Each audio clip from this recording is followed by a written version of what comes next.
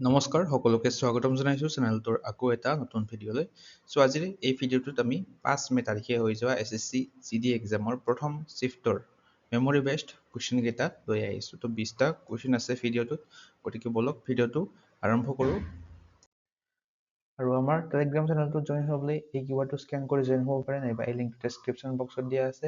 আপোনালোকৰ যিসকলে এক্সাম দি আহিছে তেওঁলোকে কুৱেশ্যনবিলাক এই চেনেলটোত হোৱাটছআপ কৰি পঠাই দিব। প্ৰথম কুৱেশ্যনটো হৈছে in which cities was Durand Cup 2023 organize. তো 2023 চনৰ ডুৰাণ্ট কাপটোৰ বিষয়ে কুৱেশ্যন আহিছিলে। তো 2023 চনত অনুষ্ঠিত হৈছিলে কলকাতা, গুৱাহাটী আৰু কোকৰাঝাৰ এই তিনিখন চহৰত ডুৰাণ্ট কাপ। আৰু যদি লাষ্ট ডুৰাণ্ট কাপটোৰ বিষয়ে সোধে, সেইটো হৈছে লাষ্ট 2025 চনত হোৱা ডুৰাণ্ট কাপটো। এইটো আছিলে 134th addition of Durant cup. 2025 চনত চেম্পিয়ন আছিলে নৰ্থ ইষ্ট ইউনাইটেড FC দলটো, আৰু ৰানাৰ্ছ আপ আছিলে ডায়মণ্ড হাৰ্বাৰ FC। নেক্সট কুৱেশ্যনটো হৈছে which instrument is mainly played in the Ger dance festival.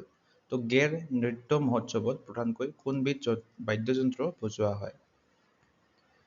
গেৰ dance festival, তো এইটো হৈছে এটা লোকনৃত্য ৰাজস্থান ৰাজ্যখনৰ, এইটো মনত ৰাখিব। আৰু এই লোকনৃত্যটোত ঢোল আৰু বাংকিয়া নামৰ এই বাদ্যযন্ত্ৰ দুটা বজোৱা হয়। অপশ্যন এ কাৰেক্ট হ'ব। নেক্সট কুৱেশ্যনটো হৈছে which article of the Indian constitution gives the governor the power to promulgate ordinances. অৰ্থাৎ ভাৰতীয় সংবিধানৰ কোনটো আৰ্টিকেল বা অনুচ্ছেদে ৰাজ্যপালক অধ্যাদেশ জাৰি কৰাৰ ক্ষমতা প্ৰদান কৰে? তো অধ্যাদেশ জাৰি কৰাৰ ক্ষমতাটো প্ৰদান কৰে আৰ্টিকেল 213। অপশ্যন ডিটো শুদ্ধ হ'ব, 213 নং অনুচ্ছেদে। নেক্সট কুৱেশ্যনটো হৈছে according to the Sangeet Natak Akademi Indian musical instruments are divided into how many major categories. তো সংগীত নাটক একাডেমীৰ মতে ভাৰতীয় বাদ্যযন্ত্ৰসমূহক কেইটা ভাগত বা কেইটা শ্ৰেণীত বিভক্ত কৰা হৈছে? তো শ্ৰেণী হৈছে 4টা। অপশ্যন এটো ইয়াৰে শুদ্ধ হ'ব। তো সেই 4টাৰ প্ৰথমটো হৈছে টাটা বাদ্য বুলি কোৱা হয় প্ৰথমটো, য'ত এই চিটাৰ, বীণা এইবিলাক বাদ্যযন্ত্ৰ এই শ্ৰেণীটোত আছে। নেক্সটটো হৈছে এটা চুচিৰা বাদ্য বুলি কোৱা হয় ছেকেণ্ডটো, য'ত বাঁহীটো থাকে, তাৰপিছত চেহনাই এক্সেট্ৰা এইবিলাক বাদ্যযন্ত্ৰক চুচিৰা বাদ্য বুলি কোৱা হয়। 3 নম্বৰটো হৈছে অভানথা বুলি কোৱা হয়, AVNAD অভানথা বাদ্য বুলি কোৱা হয়, য'ত এই তবলা, ঢোলক মানে ঢোল এইবিলাক বাদ্যযন্ত্ৰ থাকে। আৰু 4 নম্বৰ ভাগটো হৈছে ঘন বাদ্য বুলি কোৱা হয়, য'ত মঞ্জিৰা, খাটাম নামৰ এইবিলাক বাদ্যযন্ত্ৰ থাকে। নেক্সট কুৱেশ্যনটো হৈছে আৰক্ষীৰ ভাষাত অপৰাধ সংঘটিত হোৱা দেখা ব্যক্তিক কি বুলি কোৱা হয়? মানে person called who has witnessed a crime, মানে ক্ৰাইম চিনটো যোনে দেখা পায় তাক কি বুলি কোৱা হয়? উইটনেছ বুলি কোৱা হয়, সাক্ষী বুলি আমি যাক অসমীয়াত কওঁ।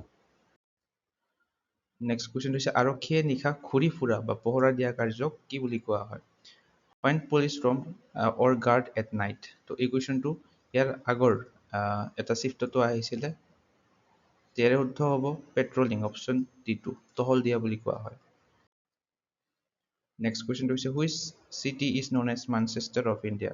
তো ভাৰতৰ কোনখন চহৰক মানচেষ্টাৰ অফ ইণ্ডিয়া বুলি কোৱা হয়? ভাৰতৰ মানচেষ্টাৰ। তো এইখন চহৰ হৈছে গুজৰাটৰ আহমেদাবাদ চহৰখনক, এইখনক ভাৰতৰ মানচেষ্টাৰ বুলি কোৱা হয়। নেক্সট কুৱেশ্যনটো হৈছে গংগা আৰু ব্ৰহ্মপুত্ৰ নদী অৱবাহিকাৰ ভিতৰত কোনটো অঞ্চলত জনসংখ্যাৰ ঘনত্ব অধিক? তো গংগা আৰু ব্ৰহ্মপুত্ৰ ৰিভাৰ বেচিনৰ ভিতৰত হায়াৰ পপুলেশ্যন ডেঞ্চিটি অৰ্থাৎ আটাইতকৈ বেছি জনসংখ্যাৰ ঘনত্ব আছে গংগা অৱবাহিকাত। গংগা বেচিনটো ইয়াতে কাৰেক্ট হ'ব। নেক্সট কুৱেশ্যনটো হৈছে কোনখন নদীক দ্বিতীয় গংগা বা দক্ষিণ গংগা বুলি কোৱা হয়? ছেকেণ্ড গংগা বা দক্ষিণ গংগা।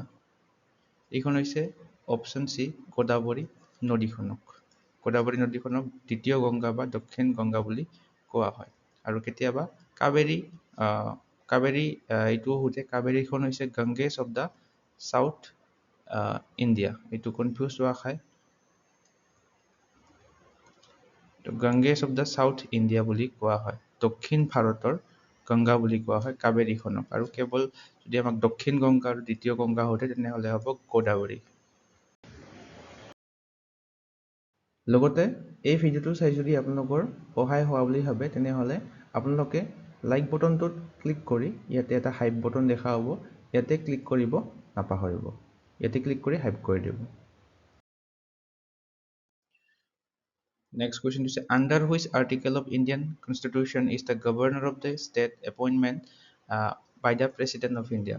তো ৰাষ্ট্ৰপতিয়ে যিকোনো এখন ৰাজ্যৰ ৰাজ্যপালক নিযুক্তি দিয়ে সেইটো জানো তো কোনটো আৰ্টিকেলৰ অধীনত আৰ্টিকেল 155 155 নং অনুচ্ছেদৰ অধীনত নেক্সট কুৱেশ্যনটো হৈছে চাবাহাৰ বন্দৰ কৌশলগতভাৱে কোনটো গুৰুত্বপূৰ্ণ সামুদ্ৰিক পথৰ বাহিৰত অৱস্থিত যিয়ে ভাৰত মহাসাগৰলৈ পোনপটীয়াকৈ প্ৰৱেশাধিকাৰ প্ৰদান কৰে তো এইটো হ'ব straight of Hormuz option C2 ইয়াৰে কাৰেক্ট হ'ব ষ্ট্ৰেট অফ হৰমুজটো শেহতীয়াকৈ নিউজত আছিলে তো তাৰ বাবে কাৰেণ্ট এফেয়াৰ্ছৰ কুৱেশ্যন হিচাপে এইটো আহিছে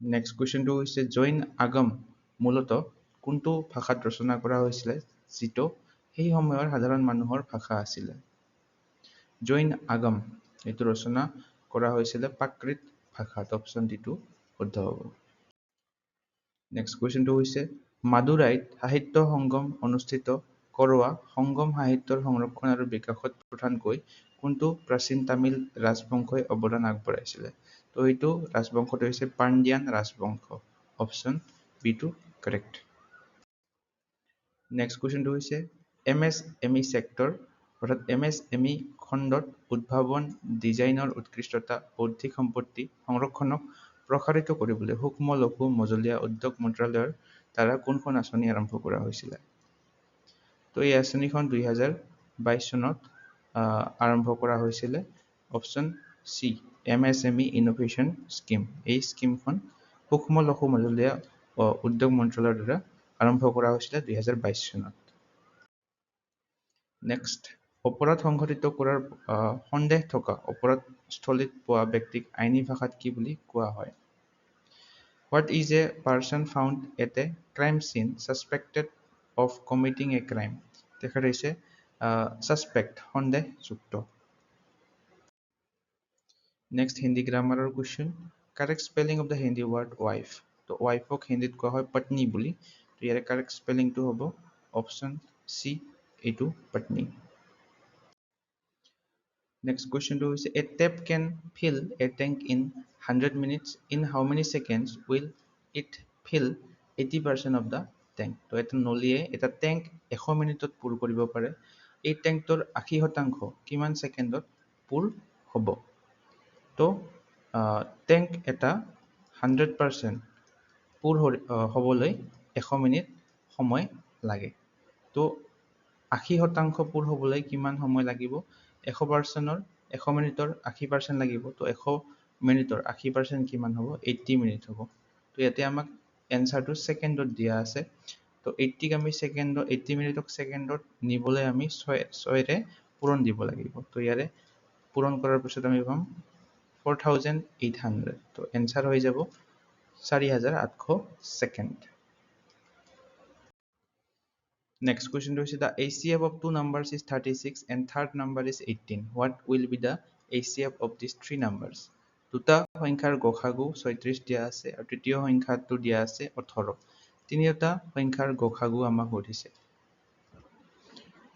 তো ইয়াৰে এনসাৰটো কৈ দিছো ইয়াৰে এনসাৰটো হ'ব 18 অপশ্যন বি কাৰেক্ট হ'ব